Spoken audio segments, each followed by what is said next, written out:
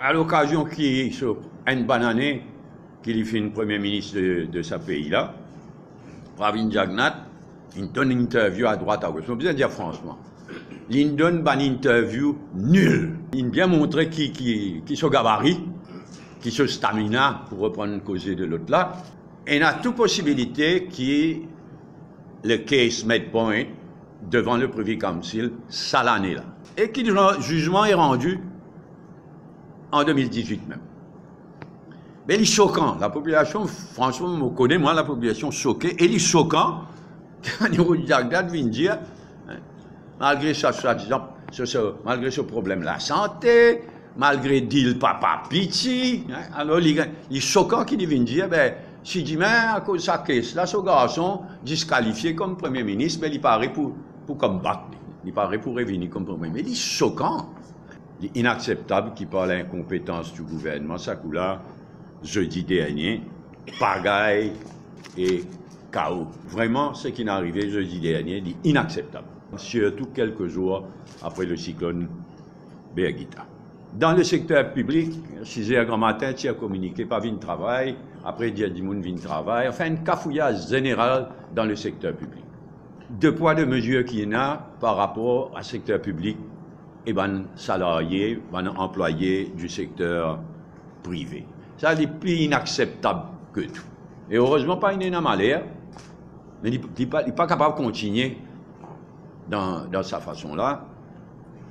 Bizarre et voir ça deux poids, deux mesures, sa différence dans le traitement du secteur public et de bon employés, bon salariés du secteur privé.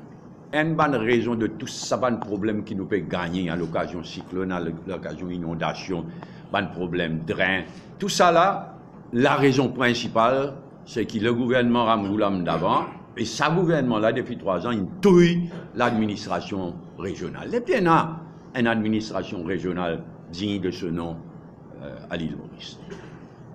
Donc la dernière chose que Pravin Jagnnath a besoin de faire, c'est faire la leçon en l'administration régionale. Et mon rédiali, il y a une bonne priorité d'un prochain gouvernement, c'est remettre l'administration régionale sur pied.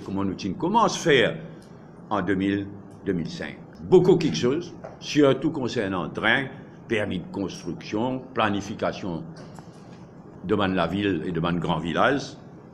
Encore une fois, pas la faute de Boda, mais pas la faute du gouvernement en général, nous peut rater l'occasion de célébrer de façon spéciale le 50e anniversaire de nous l'indépendance. Nous finissons arrive février, le 12 mars, derrière la porte.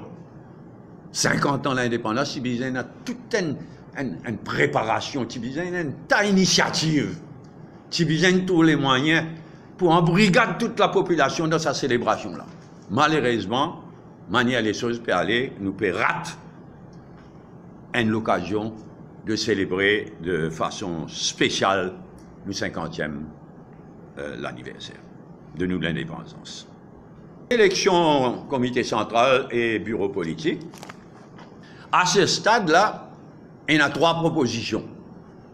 Une première proposition, d'après la Constitution, et dernière élection pour nous comité central, c'est en février 2015, ça veut dire, là, nous finissons arrive 3 ans. Alors la première proposition, même, c'est faire élection en mars, avril, comment nos nouvelles constitutions préconisées. Et il y a une deuxième proposition, non, c'est faire élection pour nos comités centrales après les prochaines élections générales qui pas loin, surtout avec case au Privy Council. Et il y a une troisième proposition qui n'a pas fait aller là en mars-avril, mais nous pas prendre une décision pour faire aller après l'élection générale, nous faire aller après mars-avril, mais nous faire aller plus tard.